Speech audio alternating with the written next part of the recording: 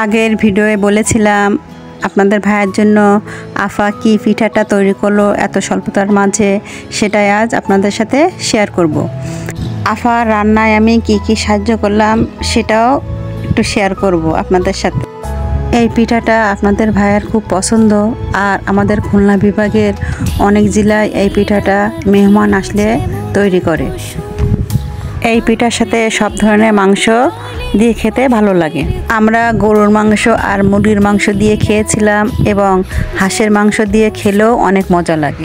বেড়াতে যাওয়া মানে প্রচুর খাওয়া দাওয়া, প্রচুর ঘোরাঘুরি, প্রচুর আনন্দ। বড় বড় ভাই বোনরা তাদের ছোট ভাই বোনদের ছোট ছোট আবদার, পছন্দ, ভালো লাগা সব কিছু পূরণ করার নামই তো ভালোবাসা। ভালোবাসা জিনিসটা চোখে দেখা যায় না, সেটা অনুভব করতে হয়।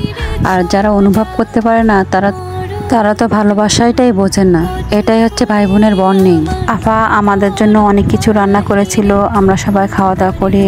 আমরা মোট আফাদের বাসায় 2 দিন থাকি, তারপরে আমরা বাড়িতে চলে আসি। আমার ভিডিও যদি আপনাদের ভালো লেগে থাকে তাহলে সবাই লাইক, কমেন্ট, শেয়ার করবেন, আর বেশি বেশি করে কমেন্টস করবেন। আপনি যদি আমার পেজে নতুন হয়ে থাকেন আমার পেজটি ফলো দিয়ে রাখবেন, আর আপনারা সবাই আমার ইউটিউব চ্যানেলটা সাবস্ক্রাইব করে রাখবেন নতুন ভিডিও দেখার জন্য। আপনাদের লাইক, কমেন্ট, শেয়ারে আমি নতুন নতুন ভিডিও করার জন্য উৎসাহিত হই। বাড়িতে আসার সময় দেখি খুলনা শহরটা পয়লা বৈশাখের সাজে সজ্জিত করা, সেটা খুব ভালো লাগলো।